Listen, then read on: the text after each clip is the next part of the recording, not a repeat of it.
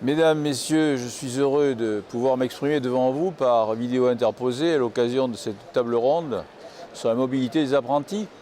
Je voudrais d'abord saluer tous les acteurs de cette journée d'inauguration et de débat, le président de la région Limousin, mon successeur Gérard Van den Broek, le maire de Tulle, Bernard Combe, le directeur du CFA des 13 Vents, Frédéric Aubreton, dont on connaît l'engagement pour défendre toutes les initiatives permettant d'améliorer le fonctionnement de l'établissement qu'il dirige au bénéfice de l'insertion et de l'épanouissement des jeunes qui le fréquentent. Gilles Biarriche, enfin, avec qui pendant des années nous avons travaillé pour proposer une carte de l'apprentissage qui serve à la fois les besoins des branches professionnelles et des entreprises et les attentes des élèves en quête d'un premier métier, d'une première expérience.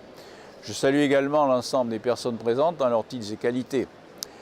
L'emploi, et particulièrement l'emploi des jeunes, est une priorité absolue. Il s'agit à la fois de résoudre une situation dramatique, celle du chômage, et de donner les perspectives et un sens à l'investissement dans une formation et dans l'apprentissage d'un métier.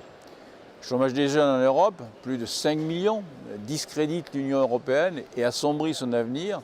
C'est pourquoi nous devons tout mettre en œuvre pour chercher des solutions.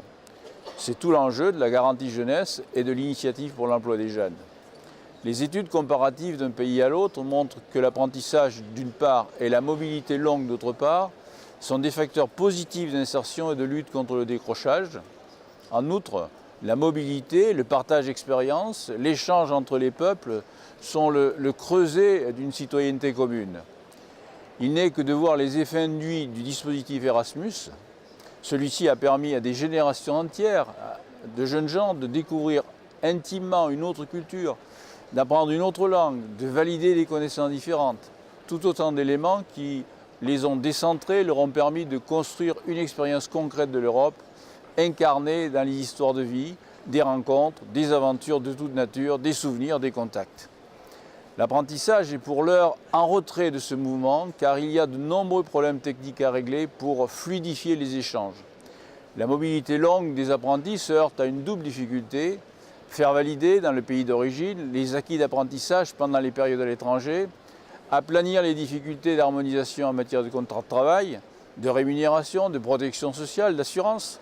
C'est pourquoi nous sommes un certain nombre de députés européens à soutenir Jean Arthuis, président de la commission des budgets dont je suis membre, dans sa proposition visant à faire advenir un cadre unique pour l'apprentissage européen dans les filières techniques professionnelles qui pourrait être la première pierre d'un droit du travail européen unifié.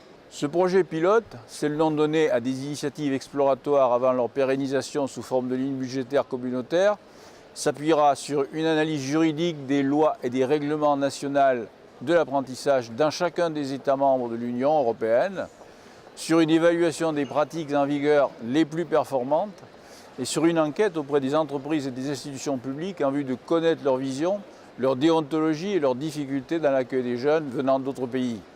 Ce projet avancera également avec la mise en place d'une expérimentation autour d'un panel de CFA qui constitueront en quelque sorte des groupes témoins pour la Commission européenne. Je suis intervenu pour que les CFA du Limousin et ceux de la future grande région Aquitaine-Limousin-Poitou-Charentes soient associés à cette expérimentation d'une mobilité longue. Nous avons en Limousin développé une politique de l'apprentissage dynamique et ambitieuse, respectueuse des équilibres entre les différentes voies de formation et centrée sur l'intérêt des apprenants. Au-delà de l'opportunité de participer à cette expérimentation, je voudrais rappeler l'importance de donner à toutes les chances à nos jeunes. Ils sont l'avenir de l'Europe, à l'heure où celle-ci se trouve confrontée à des tangages politiques importants et où des forces centripètes voudraient défaire ce que les pères fondateurs ont imaginé comme projet au lendemain de la guerre pour rebâtir les conditions d'une paix durable sur ce continent. À l'heure où l'Europe traverse une crise sans précédent, celle des réfugiés, qui appelait plus de solidarité et d'entraide, il est plus que jamais nécessaire de tout mettre en œuvre pour valoriser et cultiver les valeurs d'ouverture et de tolérance, sans quoi il n'y a pas d'humanité possible.